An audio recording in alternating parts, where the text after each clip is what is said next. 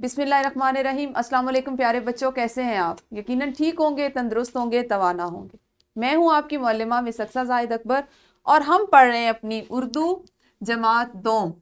प्यारे बच्चों, जैसा कि आपको पता है हमने इसका दूसरा सबक उसका आगाज कर रखा है और दूसरा सबक है हक का पैगंबर। ये एक नात है और जिसका उन्वान है हक का पैगंबर।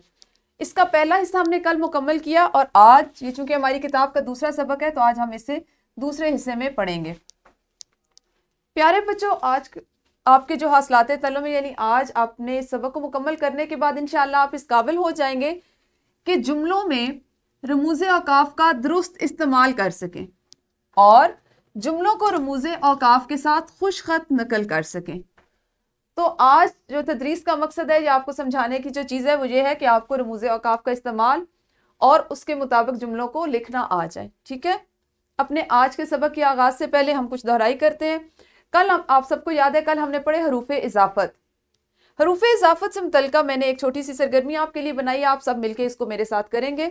इसमें सबसे पहले है सूरह यासीन को कुरान पाक डैश दिल कहा जाता है। आपने हरूफे इजाफत यानी का, की और के का इस्तेमाल करते हुए ये खाली जगह पुर करनी है। सूरह यासीन को कुरान पाक का दिल कहा जाता है। आपको मैंने बताया था कि हमारे पास जब दो अस्मा होंगे, दो नाम होंगे तो उनके दरमियान हम हरूफे इजाफत का इस्तेमाल करेंगे और मुज़क्कर के साथ का, मुअन्नस के साथ की और जमा के सीगे के साथ के का इस्तेमाल होगा। चूंकि हमारे पास दिल है, मुज़क्कर का सीगा है तो इसलिए हमने लिखा का। साइमा की कमीज खूबसूरत और दीदा जेब है। अरसलान के दोस्त, क्योंकि एक से ज्यादा दोस्तों का जिक्र आ रहा है तो इसलिए यहां पे हम के इस्तेमाल करेंगे। और सारा का तोता, ठीक है, सारा का तोता, क्योंकि तोता मुज़क्कर और उसके साथ हमने लगाया का। आप मेरी वीडियो को यहीं पे रोकिए और हरूफे इजाफत की इसी तरह से जमात में अपनी असातिज़ा के साथ मिलकर मश्क कीजिए। जी, तो दोहराई आपने कर ली। यकीनन आप सब ने जो कल वर्कशीट की, जितनी बार बार इसकी मश्क की, आपको हरूफ इजाफत अच्छे से समझ आ चुके होंगे। प्यारे बच्चों, हम ऐसा करते हैं, एक और सरगर्मी करते हैं। सरगर्मी कुछ इस तरह से है कि आप जहां जहां बैठे हुए दो दोस्त, एक आप हैं एक आपके साथ वाले दोस्त हैं, आपने मिलकर क्या करना है कि अपने दोस्त से उसका नाम, उम्र और पसंदीदा चीजों के बारे में बगैर रुके पूछना है। ठीक है, आपने उससे पूछना है तुम्हारा नाम क्या है, तुम्हारी उम्र कितनी है, तुम्हें क्या क्या कुछ पसंद है, इसी अंदाज में बोलना है। ठीक है, फिर आपका दोस्त भी इसी तरह से जवाब देगा। जैसे वो कहेगा मेरा नाम अहमद है, मैं 5 साल का हूं या 8 साल का हूं। मेरा नाम अहमद है, मैं 8 साल का हूं, मुझे आम, अंगूर, केला, अखरोट, खुबानी पसंद है। गौर किया करना है आपने कि आपने रुकना नहीं है, एक तरतीब में तीनों बातें पूछ लेनी है और आपके दोस्त ने भी उसी तरतीब से तीनों के जवाब बगैर रुके देने हैं। ठीक है, इस सरगर्मी को कीजिए और फिर मुझे बताइए कि आपको कैसा लगा। मैं तो आपके पास नहीं, तो आपने क्या करना है, मेरी वीडियो को रोकना है, इस सरगर्मी को इसी तरह से सरअंजाम देना है, लेकिन बारी बारी सबने एक साथ नहीं करना। जिन दो बच्चों को पहले आपकी मौलिमा कहेंगी पहले वो दो बच्चे करें, फिर अगले दो बच्चे करें, और इसी तरह अपनी बारी से सरगर्मी को कीजिए और अपनी मौलिमा के सामने सरगर्मी को करना है। फिर वो आपको बताएंगी या उनको आपने बताना है कि आपको ये तमाम जुमले बगैर रुके बोलना और अदा करना और सुनना कैसा लगा। चलिए शाबाश, इस सरगर्मी को सरअंजाम दीजिए और वीडियो को यहीं पे रोकिए। जी, तो प्यारे बच्चों कैसा लगा? यकीनन हंसी भी आई होगी, अच्छा भी लग रहा होगा, कुछ नया भी लग रहा होगा, क्योंकि आपको पता है कि जब आपने सारी बातें एक साथ पूछें तो हो सकता है सुनने वाले तक हमारी आधी बात उसको समझ में आए, आधी ना समझ में आए, बताने वाले की भी आधी बातें आपको समझ में आए और आधी आपकी समझ में ना आए और ना आपको इतना लुत्फ आ रहा हो उसकी बात सुन के कि किस तरह से बगैर रुके, बगैर बीच में कोई वक्फा ठहराव दिए हमसे बात कर रहा है या बात पूछे जा रहा है। तो ये आपकी सरगर्मी थी और आपको अंदाजा हुआ होगा कि हमें बातचीत में रुकना, उनको उनकी अलामात के साथ बोलना और लिखना कितना जरूरी है। आइए हम एक और काम करते हैं। काम कुछ इस तरह से कि आपके लिए मैंने एक पैराग्राफ लिखा है। ठीक है, मैं आपको इसकी बुलंद खानी करके बताती हूँ और आपने मुझे बताना है कि आपको कैसा लगा। ठीक है, हमारे नबी अकरम सल्लल्लाहु अलैहि वसल्लम के बड़े नवासे का नाम हजरत इमाम हसन रजी अल्लाह ताला अन्हो था। हजरत इमाम हसन रजी अल्लाह ताला अन्हो हजरत अली रजी अल्लाह ताला अन्हो के बड़े साहबजादे थे। आप रजी अल्लाह ताला अन्हो बहुत नेक, रहम दिल, हमदर्द और खुदा तरस इंसान थे। कई बार ऐसा हुआ کہ آپ رضی اللہ تعالیٰ عنہ نے اپنا کھانا دوسروں کو کھلا دیا اور خود بھوکے رہے، پھر بھی ظاہر نہ ہونے دیا کہ آپ رضی اللہ تعالیٰ عنہ بھوکے ہیں. کیا آپ نے کبھی کوئی نیکی کا کام کیا ہے؟ جی، تو کیسا لگا؟ نہیں اچھا لگا نا؟ مجھے پتا ہے آپ کو اچھا اس لیے نہیں لگا کہ اس طرح تو بالکل مزہ ہی نہیں آیا، ہمیں لطف ہی نہیں آیا پڑھنے کا، سننے کا. کیوں؟ کیونکہ ہم نے جو پڑھا نہ تو اس میں ہم کہیں رکے، نہ اس میں کوئی علامت تھی کہ اس علامت کو دیکھتے ہوئے ہم وہاں پہ رکتے، ہمیں پتا ہوتا کہ ہمارا ایک جملہ ختم ہو گیا، اگلا جملہ شروع ہوا ہے. یا ایک جیسی بہت سی چیزیں آئیں تو ہم نے اس پہ ٹھہراؤ نہیں کیا، ہم نے تھوڑا تھوڑا سا جو رکنے کا ٹھہرنے کا وقفہ تھا وہ نہیں لیا. جہاں پہ سوال پوچھا گیا ہم نے اس کو سوالی انداز میں جملے کو ادا ہی نہیں کیا. کیوں نہیں کیا؟ کیونکہ یہاں پر علامات ہی نہیں دی گئی تھی.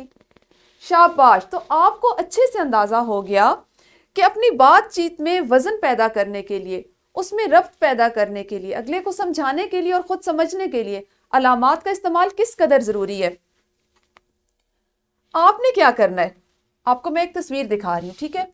آپ کو اندازہ ہو رہا ہے کہ اس میں ایک ہی طرح کی مختلف چیزیں، یعنی یہ جانور ہیں، اللہ تعالیٰ کی مخلوق ہے، اللہ تعالیٰ نے ان کو تخلیق کیا ہے، ہم ان سے فائدہ اٹھاتے ہیں، ان کو گھروں میں پالتے ہیں، ان کی کھال سے، اون سے ہم استعمال کرتے ہیں، اس سے فائدہ اٹھاتے ہیں، ہم ان سے دودھ حاصل کرتے ہیں جیسے بھیڑ سے اور گائے سے. اسی طرح سے یہ ہمارے لیے اونٹ جو ہے باربرداری کے کام آتا ہے. آپ نے کیا کرنا ہے کہ اس تصویر کو دیکھتے ہوئے اپنی معلمہ کو ایک ایک یا دو جملے بتانے جو اسی تصویر سے متعلق ہوں، ٹھیک ہے؟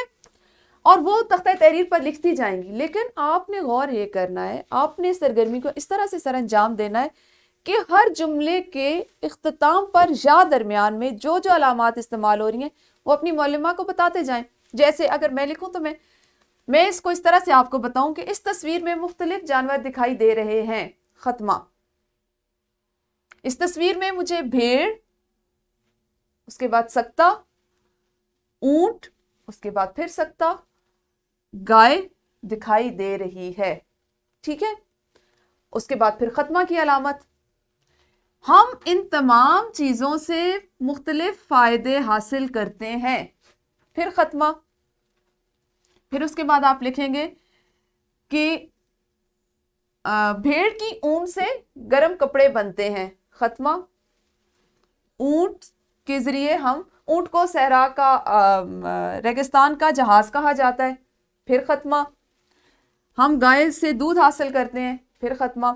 پھر آپ نے لکھنا ہے کہ گائے اور بھیڑ کی دودھ سے بالائی، مکھن، لسی، ان سب کے درمیان میں آ جائے گا سکتا. تو اس طرح آپ نے مختلف جملے بولنے ہیں. آپ کی معلمہ جو ہے اس کو تختہ تحریر پر لکھیں گی، درج کریں گی، اور آپ نے ساتھ ساتھ جو جملہ بولیں گے اس کے ساتھ جو علامت استعمال ہوگی وہ بھی بتانی ہے. تو شاباش. میری ویڈیو کو یہیں پہ روکیے اور اس سرگرمی کو اچھے سے سر انجام دیجیے. جی، تو کیسا لگا آپ کو؟ بہت اچھا لگ رہا ہوگا نا، کیونکہ آپ علامات کی بار بار مشق کر رہے ہیں. آپ کو پتہ چل رہا ہے کہ علامات کا استعمال ہمارے بول چال میں اور لکھنے میں کتنی ضروری ہے. ہم ابھی اپنی مشق کی طرف بڑھتے ہیں، اور مشق میں آپ کے لیے زبان شناسی کی ذیل میں سوال نمبر 9 دیا گیا، جو ہے اقتباس پڑھیں اور درست جگہ پر رموز اوقاف کا استعمال کریں. ٹھیک ہے؟ یعنی آپ نے اس میں جہاں پہ ختمہ کی علامت آئے گی، جہاں پہ سکتہ، وقفہ اور سوالیہ نشان آئیں گے، آپ نے ان علامات کو لگانا ہے، اور اس سوال کو آپ نے اپنی کتاب پر ہی مکمل کرنا ہے. ٹھیک ہے؟ اس کو آپ نے ابھی اپنی جماعت میں کرنا ہے. آپ کے لیے آج کا جو گھر کا کام ہے وہ بھی آپ کی کتاب کا سوال نمبر 7 ہے، جس میں ہے دیے گئے جملے کو کاپی پر رموز اوقاف کے ساتھ خوش خط لکھیں. کیونکہ ہمارا آج کا ایک حاصل تعلم بھی یہ تھا کہ رموز اوقاف کا استعمال کرتے ہوئے جملوں کو خوش خط نقل کر سکیں. جملہ آپ کے لیے لکھا ہوا ہے اور آپ نے اس میں رموز اوقاف کا استعمال کرنا ہے. ٹھیک ہے؟ آپ نے اس کو چاہے تو آپ اس کو یہاں پہ بھی کر لیں اپنی مشق کے لیے، لیکن آپ نے گھر میں جا کے اس کو اپنی کاپی پر نقل کرنا ہے. چونکہ آپ کا خوش خط لکھنے کا اور نقل کرنے کا حاصل تعلم ہے، اس کو آپ نے اپنی کاپی پر لکھنا ہے، اور جہاں جہاں جو علامات، جو رموز اوقاف کی علامات استعمال ہوں گی ان کو آپ نے لکھنا ہے. دوسرا آپ کے لیے گھر کا کام ہمیشہ کی طرح ایک ورک شیٹ ہے، اور ورک شیٹ میں آپ کا پہلا سوال ہے کہ ذیل میں دیے گئے پیراگراف کو غور سے پڑھیں. آپ کے لیے ایک پیراگراف دیا گیا، اس کو آپ نے غور سے پڑھنا ہے. اس میں استعمال ہونے والی علامات کے نام اور کون سی علامت کتنی بار استعمال ہوئی ہے یہ آپ نے لکھنا ہے. جیسے میں آپ کو تھوڑا سا اس کو پڑھ کے بتاتی ہوں تاکہ آپ کو سمجھنے میں آسانی ہو کہ عباس ایک نیک، سمجھدار، نرم دل اور شریف بچہ تھا۔ اب آپ نے لکھنا ہے کہ اس میں سب سے پہلے آئی سکتہ کی علامت، یہاں پہ بھی سکتہ کی علامت، اور یہاں پہ اس جملے میں آ گئی ختمہ کی علامت۔ تو آپ کو اسی ورک شیٹ میں جگہ دی گئی ہے، یہاں آپ نے لکھ لیا سکتہ، یہاں آپ نے لکھ لیا ختمہ، پھر آپ نے لکھا وقفہ، اور پھر آپ نے لکھا سوالیہ۔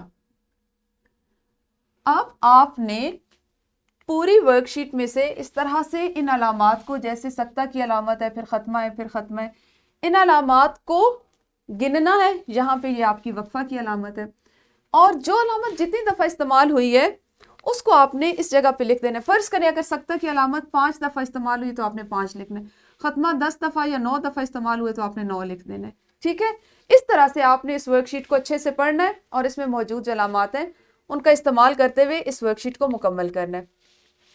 اساتذہ کرام، آپ کی سہولت کے لیے لیسن پلان، پی پی ٹیز اور یہ ورک شیٹ جو بچوں نے ابھی کی یا ان کو گھر کے کام کے لیے دی گئی، یہ دی گئی ہے، ڈسکرپشن باکس میں موجود ہے۔ بہتر ہے کہ آپ اس ورک شیٹ کو پہلے سے ڈاؤن لوڈ کر کے پرنٹ لے لیں تاکہ بچوں کو سمجھانے میں اور سمجھنے میں آسانی ہو۔ آپ جب چاہیں ان کو ڈاؤن لوڈ کر سکتے ہیں اور اپنے فائدے کے لیے استعمال کر سکتے ہیں۔ شکریہ۔